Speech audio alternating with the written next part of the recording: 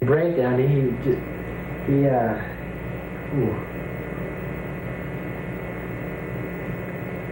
especially breakdown, that's when he really started to have problems with drugs.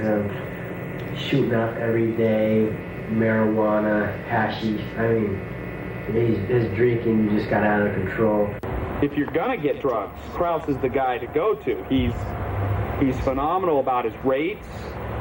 He doesn't, he's not running any pimp thing on the side, it's just straight up drugs. Originally an action-packed thrill ride, Kraus rewrote it when Adam suffered an injury. I don't know how I can describe it to do justice to this man. It was, well, there was a motorcycle scene in this action thriller, and I was supposed to be leaping from one vehicle to the next, and, well, we did it, and it was just awful. I just fell on my face, and I broke my leg, and, well, he totally cut the scene out and rewrote the whole play just so I could be in it. I don't have any way to describe how much that meant to me. Kraus collaborated with Jackson for the psychological horror short Bastard Chicken Clock from Hell. It was during this exclusive two-man shoot that Jackson lost his mind, and Kraus, many say, began to lose his. I was sitting outside one day, and the monkeys, they started coming. I saw them all kinds. There was rhesus monkeys, and like the squirrel monkeys,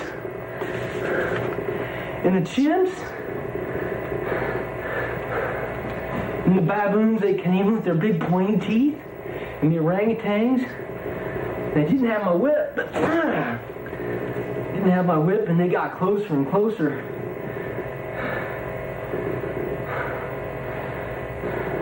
And then the people came and they took me away. It was a beautiful piece of work. It was exceptional. It was exquisite. It was powerful. And the best part about it, it was 100% true.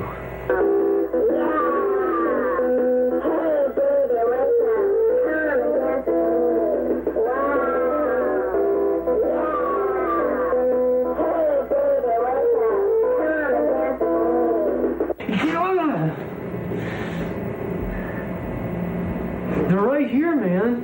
They're in my head. They're going. They can weigh like 5,000 pounds, I heard. 5,000 pounds of pure fury and hatred and evil. So you gotta go.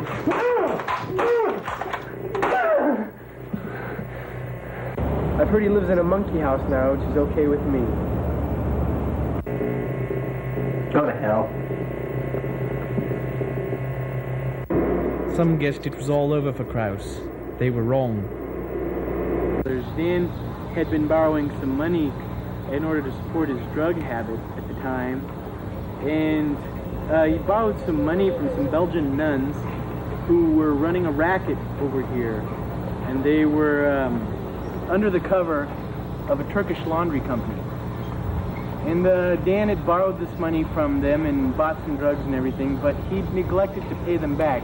He actually gave the payment to Matt Nelson to deliver because I was in Tahiti at the time on some business. And Nelson went and spent it all on booze and cheap women.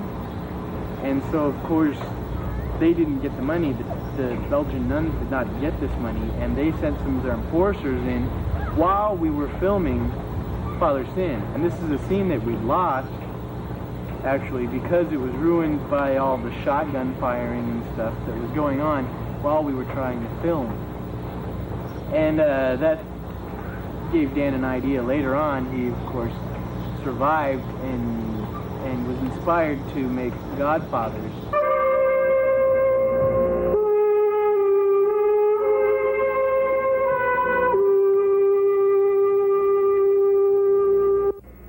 Amidst the turmoil, drugs and controversy arose the most popular Danman production ever, The Godfathers, which starred Kraus and Nelson as rival dons battling for the city.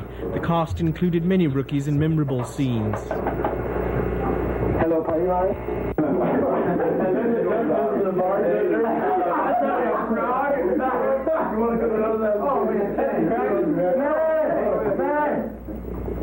You're not attempting to trust him. And now, officially at war.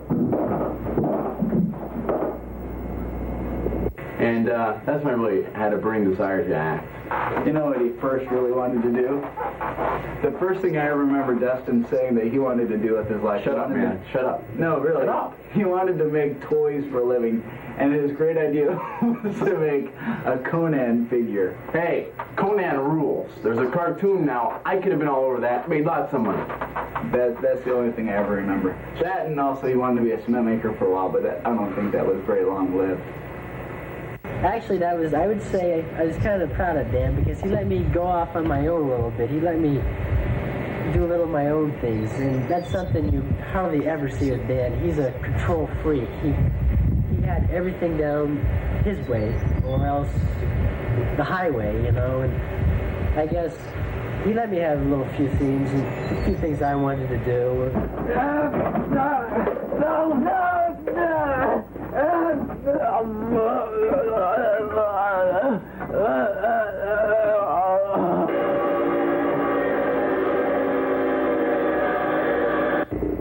Throughout the years, opinions have differed on Krause's dual roles as director and actor.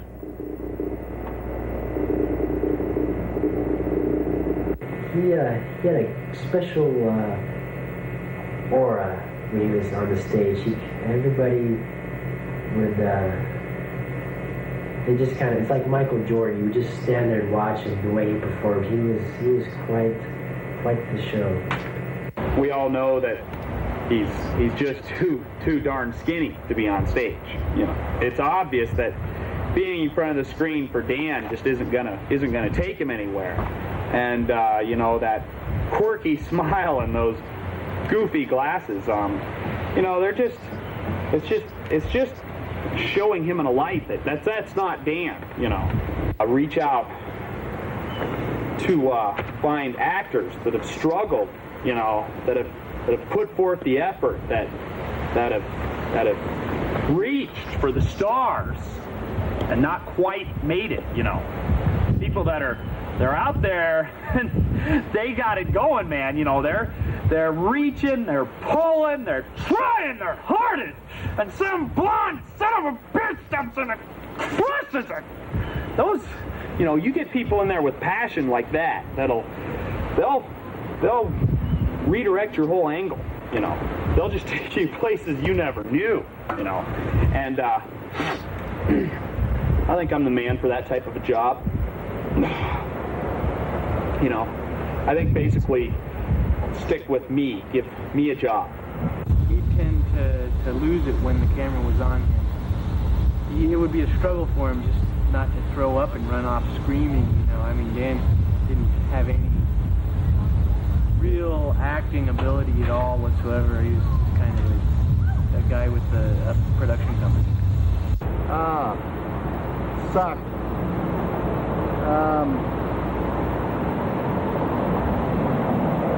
Sucked. Huff played the popular role of the cold-hearted Scaleri.